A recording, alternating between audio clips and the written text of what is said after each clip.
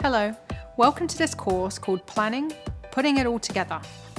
If you've already completed our previous courses, then you have a great foundation for what it takes to initiate a project and kick off the planning phase. Before we get started, let me introduce myself. My name is Rowena, and I'll be your instructor for this course. I work as a senior program manager in Google Cloud on a variety of projects. I mostly focus on systems and productivity enhancements for my team, which consists of around 100 full-time employees and more than 300 contractors around the world. Some of the larger scale projects that I work on impact Google Cloud sales and global sales support teams, which are made up of thousands of people. But I didn't start out building solutions for thousands of people at a global company. I left school at the age of 17 with no college degree and no real plan. Before Google, I worked in retail, hospitality, and even in the airline industry as a crew member. When I joined the corporate world, I noticed something. The processes were just as messy as the stockrooms of the retail stores where I'd worked. There was so much room to improve. I came to realize that every business is complicated and that there's always room to create order. So I started thinking about ways to automate my day-to-day tasks. I was emailing ideas to my manager and colleagues, working with teams across the company, brainstorming solutions to problems, coordinating training for my coworkers, and so much more. That's when it became clear I was project managing. I transferred into a role focused entirely on program management at Google's headquarters in Mountain View, California.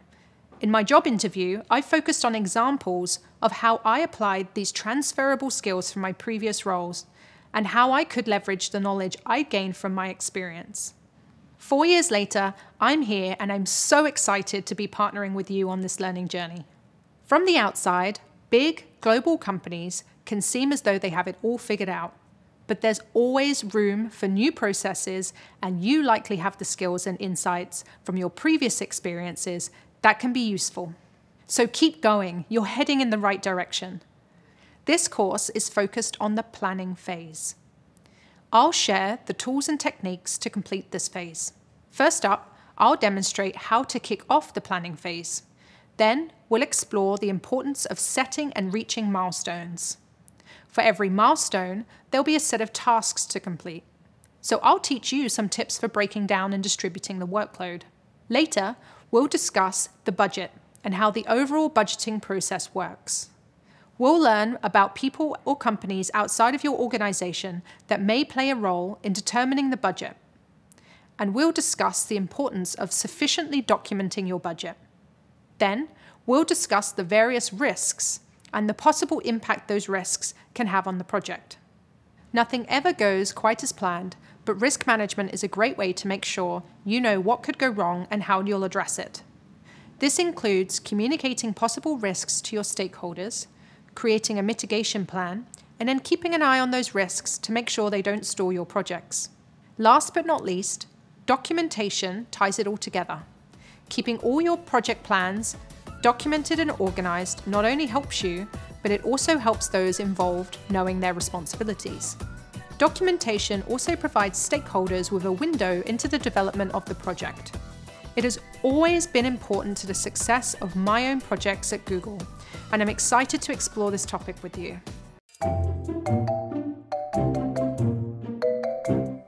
In the previous course, you learned about the initiation phase. During the initiation phase, the project manager is gathering all of the necessary preliminary information needed to get stakeholder approval and plan the project. A few key things need to happen during this time. First, the project manager gets assigned. That's you. Then, the goals of the project have to be approved, as well as the scope of the project and its deliverables. A number of people will need to be assigned to the project, and you'll have a good sense of their individual roles and responsibilities. You'll also need stakeholder sign-off on your project charter. If all of these criteria have been met, then you're set to begin planning. Planning is a significant part of ensuring a project's success. So let's take some time to discuss why it's so important. Planning is important for any project, large or small. While planning your project, You and other members of the team will determine the processes and workflows needed to meet your goals and put together ideas about how to make the project a success. While planning, you might draw from previous project experience, but don't be afraid to think of new ways to get results. Every project is different, so new and different approaches may be just the thing you need.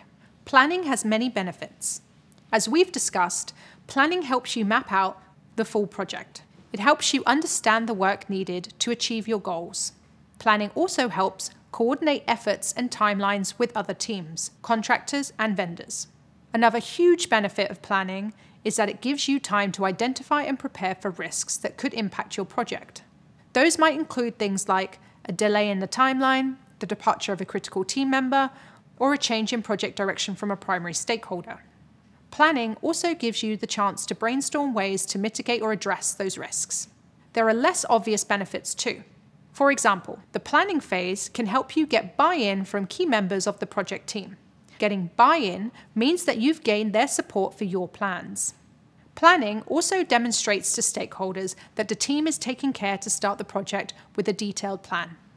But one of the most significant benefits of planning is teamwork, which will help you push your project across the finish line.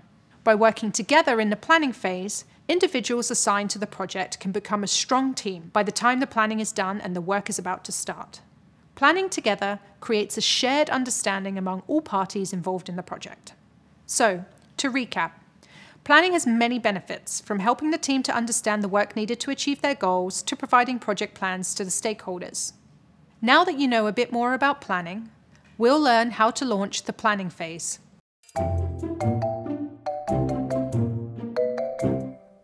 As you learned earlier, the planning phase is the second phase of a project's life cycle.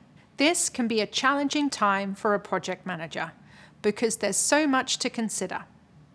But it's important to know that project plans don't have to be perfect the very first time. And even if you do a great job with your plans the first time around, it's likely that the plan will change as the project evolves. The planning phase may differ from project to project, but generally 3 big things are worked out during this stage: the schedule, the budget, and the risk management plan.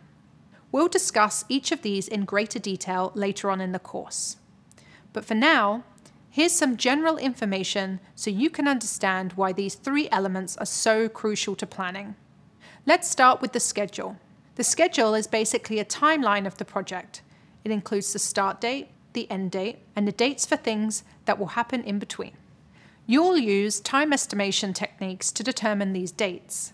Let's imagine scheduling in our example project at Office Green. As a reminder, you're the lead project manager for Project Plant Pals, a new service that will provide top clients with desk-friendly plants. You want to launch the service by the end of the year, so the planning phase for this effort should include a number of key dates. Those dates might include when you'll request proposals from plant vendors. They might also include the date you'll kick off with the web designers and developers who are creating a new website for the service. It should also include important dates during the project execution phase, like when the plants need to be ready for delivery, or when the new web page design needs to be approved. And you'll need to include the target date for the launch of the service. Another part of the planning phase is setting the budget. The budget will account for the total cost to complete the project. The total cost needs to be broken down to determine how much has to be spent on different elements of the project. For Project Plant Pals, the budget will need to include items like the cost of designing and launching a web page, the cost of hiring your plant vendor, and much more. The third component of the planning phase is risk management, which means searching for possible problems and planning ahead to mitigate these risks. Let's face it, risk is inevitable in every project. What's not inevitable is how the risk impacts your project. Good project planning means searching for places where trouble might occur. Where might the schedule get off track? Where might the budgets exceed your estimates? You'll work with your team to consider answers to these questions and prepare a risk management plan based on whatever you discover. Let's go back to the Office Green example. While putting together the initial schedule, you may realize that your estimates from your developers put you way beyond your launch date. To manage that risk, you might try to reduce or adjust the project scope to still meet your deadline, or even negotiate a new launch date with your stakeholders. These are two simple examples of how you might mitigate a scheduling risk. So, to recap, you'll spend the planning phase building your schedule, setting your budget, and preparing your risk management plan. But first, you need to get the whole team on board. Next, we'll discuss the project kickoff meeting, which is where the project really gets going. Meet you there.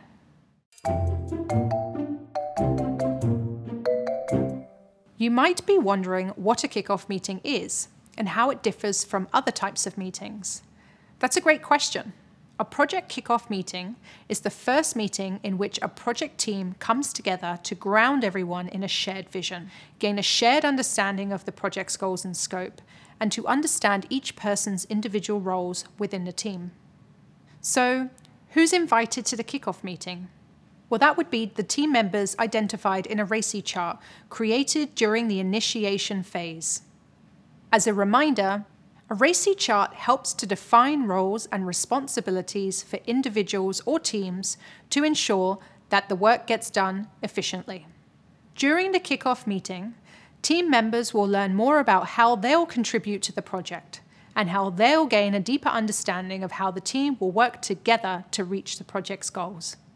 You should also invite your stakeholders and your sponsor to the meeting so that they have a chance to understand the high-level plan for the project, can share their perspective, and you can ensure that everyone is on the same page. Now, you might be wondering, why do I need a kickoff meeting? Can't my team learn everything they need to know from the project charter? We get it. Meetings can be time-consuming, and there are definitely situations when a quick email or a chat to a teammate will suffice. But when you're kicking off a project, especially larger projects with multiple people involved, it's important to get together to establish a shared vision, align on the scope, and build team rapport. This is also an opportunity for teammates to ask questions and offer insights. And it's a great time for you to set expectations with the team about how each person will individually contribute to the project. Now, let's discuss how to plan and run a kickoff meeting. There are lots of templates for kickoff meeting agendas online, but most follow a similar structure and last about an hour. Keep in mind that this is just a suggestion, and you should feel free to schedule as much or as little time for each agenda item according to the needs of your project and the team. Most meetings start with brief introductions. You can allocate about 10 minutes for everyone in the group to introduce themselves and their roles, and if time allows, share a fun fact to help build team rapport. Then you'll spend about 5 minutes giving an overview of the background of the project. This covers details like how the project came to be and why the project matters. You'll also use this time to set a shared vision. Next, spend about 5 minutes sharing the goals and the scope, which refers to the boundaries around a project. That includes making it clear what work is considered in scope and what work is considered out of scope. This is also a good place to share the target launch date and highlight any important milestones the team need to be aware of. Once you've covered goals and scope, it's time to discuss everyone's roles. It's a good idea to spend about 5 minutes making sure that everyone is clear on what work they'll be responsible for throughout the duration of the project.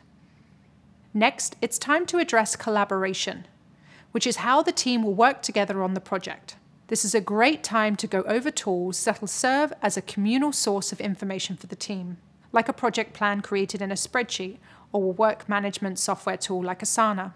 It's also a great time to determine how the team will communicate with one another, like through daily email updates, a team chat room, and weekly team check-in meetings. You should spend about 10 minutes on this topic. When that's all set, it's time to discuss what comes next. Now that you've discussed the details of the project thus far, you should spend about 10 minutes setting expectations with your teammates for what's coming up. You'll also use this time to make clear to each teammate what actions they'll need to take next. Finally, it's really important to set aside about 15 minutes for questions from the group. This is your team's chance to gain clarity on any of the topics you've discussed so far. It's also your chance to hear from the team and ensure that the project is benefiting from diversity of thoughts, experiences, and ideas.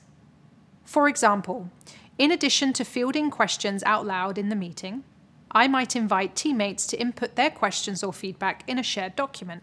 This practice can help create space for collaboration. I also like to poll my teammates for confidence on the topics discussed that day. I ask what their confidence level is on a scale of 1 to 5. 1 being, I'm not confident at all, and 5 being, I'm extremely confident. If they're not confident, I ask them what I can do to help change that. This practice can give the team a stronger sense of support because they know I'm there to help them through roadblocks. If you try this practice in your meetings, be sure to deliver on any promises you make there. Your reputation as a project manager to get things done and remove roadblocks is critical to building and maintaining relationships. So, to recap, the kickoff meeting will cover introductions, project background, goals and scope, roles, collaboration, and what comes next. And the meeting will leave time for questions from the group at the end. Once you've finalized the meeting agenda, document this information into a meeting agenda template and send it to attendees a day or two ahead of the meeting. As the project manager, you'll be leading the majority of this meeting. And when you're presenting, it's difficult to take notes and present at the same time. So, at the start of the meeting, ask a teammate to take notes on key points you discussed throughout the session and to record each teammate's action items. In some cases, it may be beneficial to record this meeting so that attendees can revisit it later, especially if you have a large or dispersed team. Just be sure to get each attendee's permission to record ahead of time. After the meeting, don't forget to send a follow-up email to the group summarizing key points and outcomes from the meeting, as well as any action items to the attendees. In your follow-up email, be sure to also invite attendees to reach out if they have any additional questions. While there's a lot that goes into the kickoff meeting, remember that this is an exciting moment for the team, and especially for you as the project manager. All of the careful thinking and hard work that you've done during the initiation phase comes together to form the foundation of your project. Coming up, we'll learn about milestones, tasks, and how they differ.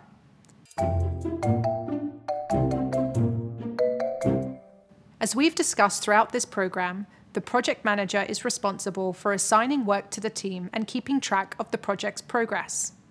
When we discuss assigning work, we'll use a few key terms: project milestones and project tasks. Let's break these down.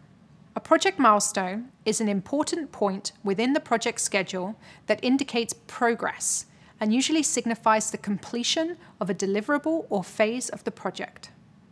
These are significant checkpoints in your project, and keeping track of them helps ensure that your project is on schedule to meet its goals. For example, a milestone might include completing the first draft of a report, and the goal may be to ultimately publish the report. Another example of a milestone is receiving sign-off or approval from your customer on a major deliverable. Let's discuss how milestones differ from project tasks. A project task is an activity that needs to be accomplished within a set period of time. The work of a project is broken down into many different tasks. In order to reach a milestone, you and your team must complete multiple tasks. For example, if a milestone is completing the first draft of a report, the tasks required to get to that milestone might include hiring a writer, conducting research, and drafting different sections of the report. Let's imagine milestones and tasks in the context of Project Plant Pals at Office Green. One of your project deliverables is to launch a website for your new service, where customers will be able to place orders and get customer support.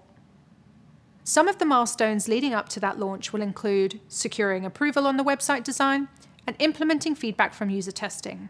To achieve those milestones, your team needs to complete multiple project tasks. For example, in order to reach the design milestone, your website designer will need to create initial mock-ups of the proposed website design.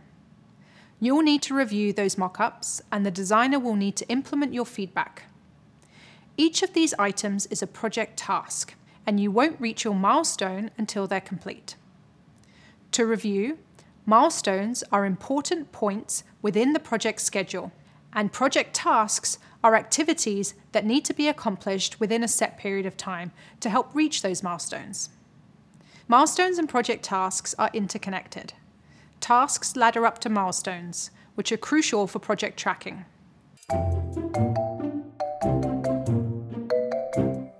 So you've learned that a milestone is an important point within the project schedule that highlights progress and usually marks the completion of a deliverable or phase in the project. But now, let's talk about why setting milestones within your project is so important. While it might seem tempting to make a quick to-do list and get on with the project, it's really important that you take the time and effort to break your project down piece by piece. Here's why. First, setting milestones gives you a clear understanding of the amount of work your project will require. The act of setting milestones forces you to break your project down into more manageable chunks. The further you go, the better you'll be able to see how much work will be needed to meet the project goals. At first glance, it might seem simple to launch a new website, but it might be more work than you think.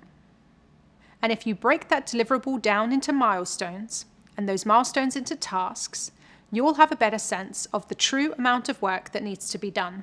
This will help you better manage the project workload. Another reason milestones are so great is that they can help keep your project on track. When you set a milestone, you assign clear deadlines for when certain project deliverables need to be completed. Then, as you work through the execution phase, you can look back at these deadlines to make sure that the project is progressing at the right pace. A third reason you'll want to set milestones is that they help you uncover areas where you might need to adjust scope, timelines, or resources to meet your goals. For example, if you realize that reaching a milestone will require more tasks than you'd anticipated, you might ask a stakeholder for permission to reduce the scope of the project and cut down on the number of tasks. And finally, there's one more reason milestones are so important. Actually reaching milestones can seriously motivate your team and illustrate real progress to your stakeholders. With big projects that go on for months, you'll want to keep the team's motivation high. A milestone signifies the completion of an important chunk of work and provides a moment of celebration for the team, even if there's more work ahead. Milestones also serve as a great check-in point to highlight your progress to stakeholders. It gives them the opportunity to see the work that's been completed so far and lets them see everything is on track and up to their standards. It's also important to remember that milestones must be completed on time and in sequential order, because usually reaching the next milestone is dependent on completing a previous milestone. Think about this in terms of Project Plant Pals at Office Green. As we discussed earlier, in order to launch a website for a new plant service, there are a few milestones you need to hit, like securing approval of a website design, completing development of the website, and implementing user feedback. These milestones must happen in this order. Here's why. The web developer can't build the website if the design hasn't been approved by stakeholders, and you can't implement feedback from user testing if there's no website to test. So we know it's important to reach milestones in sequential order, but it's just as important that you reach them on time. If the team misses the mark to complete a deliverable tied to a specific milestone, it could set back your project schedule, meaning your team might need to work overtime or add additional resources to catch up. For example, if you need to secure stakeholder approval on a website design by Friday, but the web designer hasn't completed the design yet, you might have to wait until after the weekend to secure stakeholder approval. This will delay the start of the development phase, giving your team less time to build the website. Even worse, this delay could affect the project budget if completing this deliverable directly ties to a payment from the client.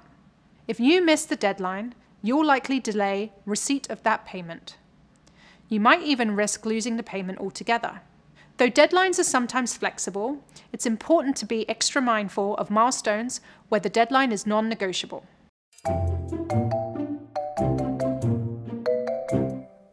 Okay, so you know that milestones are pretty important.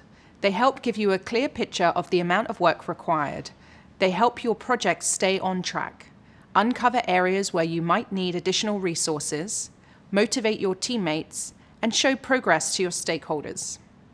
So now, let's talk about identifying milestones within your project and how you can set deadlines for each one. The first step to setting a milestone is to evaluate your project as a whole.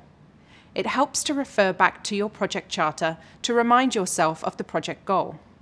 Then, make a list of what your team needs to do to achieve that goal. The big items that indicate progress are your milestones. These are the key points within the project schedule that signify the completion of a project deliverable or a phase in the project. Smaller items, like any item that a stakeholder wouldn't need to review, for example, are tasks. You'll plan for these once you've separated them out from the milestones. So let's go back to our Office Green example. One of the project deliverables is a new website. And as we determined earlier, some milestones for our Office Green website scenario include securing approval of website design, completing development of the website, and implementing user feedback. Mocking up initial designs or building a landing page are smaller items on your list, so those are marked as tasks. Try to keep in mind that some projects might have many milestones, while others might just have 2 or 3. There's no one right number of milestones to set. The number will vary from project to project. Once you've determined your milestones, the next step is to assign each one a deadline. Reaching each of your milestones is dependent on the completion of multiple project tasks. So to make sure you give your team a fair amount of time to complete each of those tasks, you'll need to space your milestones out accordingly. For a larger, months-long project, like Project Plant Pals, you shouldn't expect to meet multiple milestones in the span of a week. Mocking up website designs and collecting insights from user testing are big tasks that take time. You need to space milestones out to give your team room to complete their work. To get a good sense of timing, you can connect with teammates to discuss the tasks required to reach each milestone and get their estimates for how long these tasks will take. With those estimates in mind, you can make an informed decision about reasonable deadlines for each milestone. When you set deadlines for milestones, you'll also want to consider the needs of your stakeholders. Ask yourself when they'll expect to see a certain project deliverable, and consider the answer when choosing a deadline. Your stakeholders will want to see regular indications that the team is making progress, and milestones are a great way to show that progress. So to recap, you set milestones by looking at your project as a whole and pulling out important checkpoints that show progress. Then you assign deadlines to each milestone while keeping the needs of your stakeholders top of mind.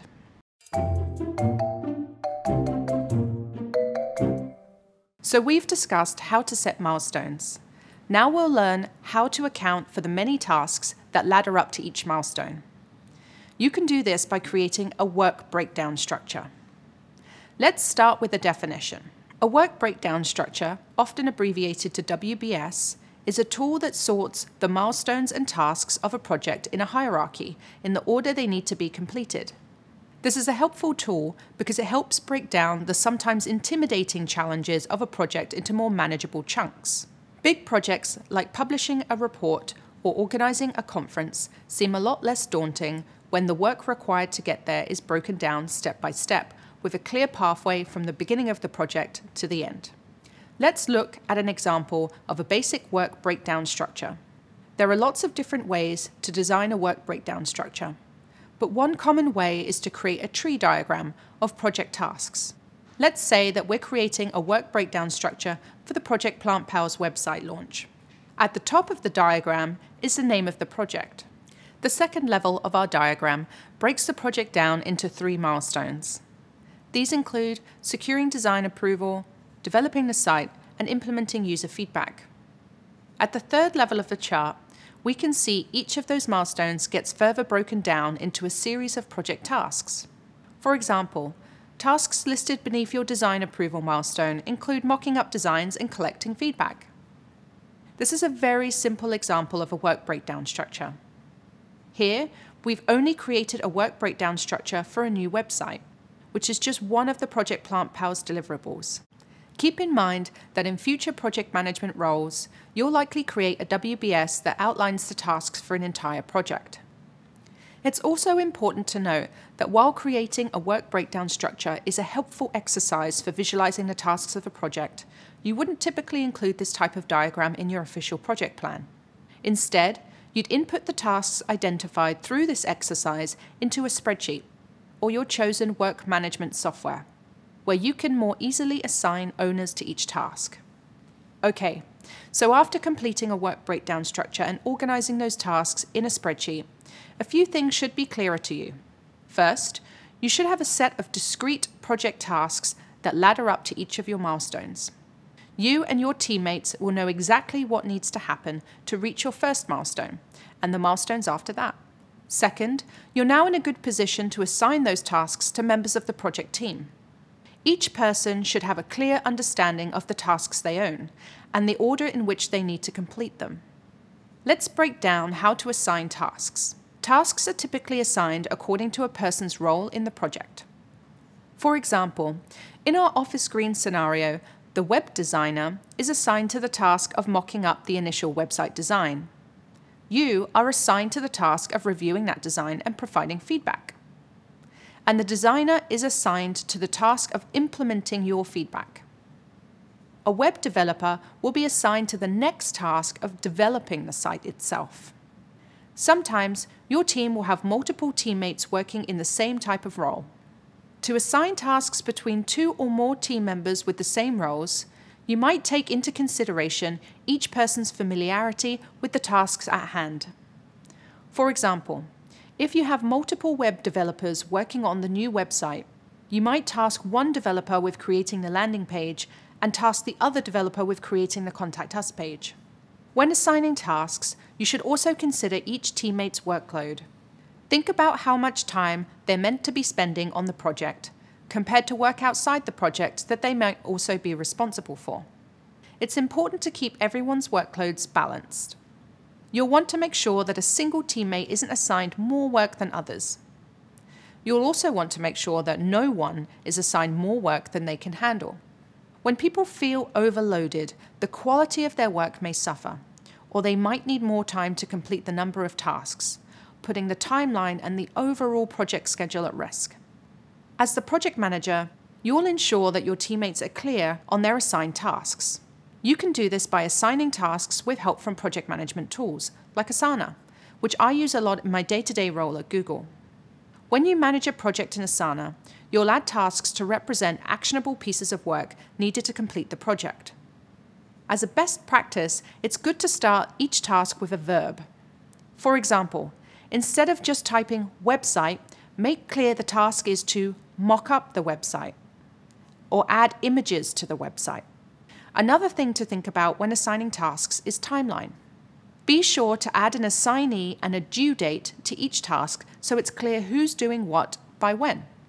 Finally, be sure to include as much detail surrounding the task as possible to avoid miscommunication. In Asana, you can click into the task details to add helpful information. Here, you can add a description, link to corresponding files or attachments, or even comment on the work related to the task. There's so many benefits to assigning tasks, but the biggest one is that it frees you up to focus on managing the project. This way, you can feel confident in the knowledge that your teammates are responsible for specific work. But there's also some less obvious benefits of assigning tasks. Let's explore these more now. One less obvious benefit of assigning tasks is that it creates a sense of personal responsibility for members of the team. When you assign a teammate to a task, you enter into an agreement with that person that they'll own the task until it's completed. Creating a sense of ownership for members of the team is important because it makes them feel more invested in the project. It also gives them space for personal growth. Plus, it supports your own skill building as a manager who's a supportive delegator. And on top of that, it keeps your team motivated and invested in completing their work on time. And while each team member should have a sense of responsibility for their assigned task, a complete sense of ownership might feel overwhelming for some teammates. If that's the case, it's a good idea for a project manager to encourage teammates to support one another on their tasks. This is also great for building overall team rapport. Congratulations on finishing this video in the Google Project Management Certificate. Access the full learning experience, including job search help, and start to earn your official certificate by clicking on the icon. To view the next course in this video, click here and subscribe to our channel to learn more from Google Career Certificates.